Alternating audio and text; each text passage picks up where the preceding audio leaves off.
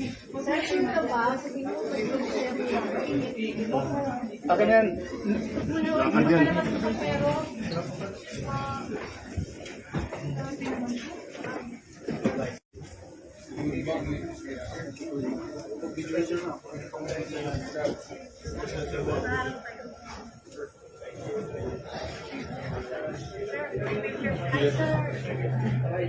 Sir, hindi po.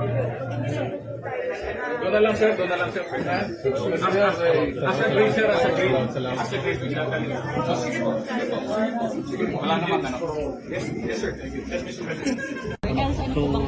I don't think that regular ano, the regular process. It should be done din ng ating Department of Justice. Okay. Nakausap niyo na po ba si Secretary kung yung pinuliyang na? Wala naman, wala. Sir, kahapon na sinabi po lahat sa kanila sa gobyerno na wala pa naman the warrant of arrest and all of a sudden there was an arrest made kanina. Well, if we are to talk about what is really there, I have not seen the warrant of arrest.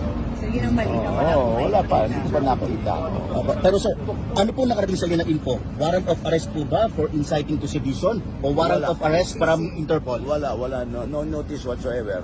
Basta sinabi sa akin na kanila may warrant of arrest. Sabi ko nasaan? Sabi, andyan. They never showed it to me.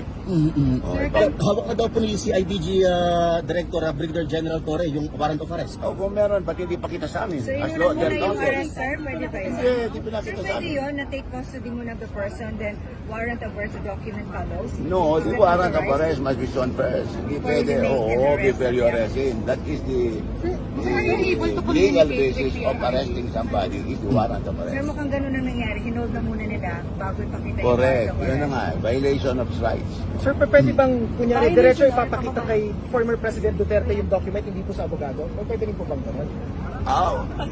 Basically, it should be the person not to be arrested na babigyan ng kopya. Pero sir, as a lawyer, pwedeng gawin sa kanya yun na Na- lawyer ka naman, ito may warrant para sa... Pwede naman, pwede. Basta importante yung give him, show him the warrant of arrest. Sir, ano po reaksyon ni PRRD nung pagpasok ni General Torre?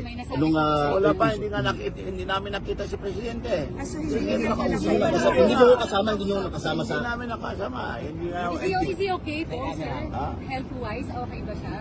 Well, when I was with him in Hong Kong, okay naman siya. Pero sino pong kasama niya doon talaga? Saan? Sa loob. Ngayon, ayun. Sa Cathay Pacific, It sir. should be, I can only guess that it is Executive Secretary Bingbong Medialdea. Who probably is his lawyer right Yes, now. a lawyer. Pero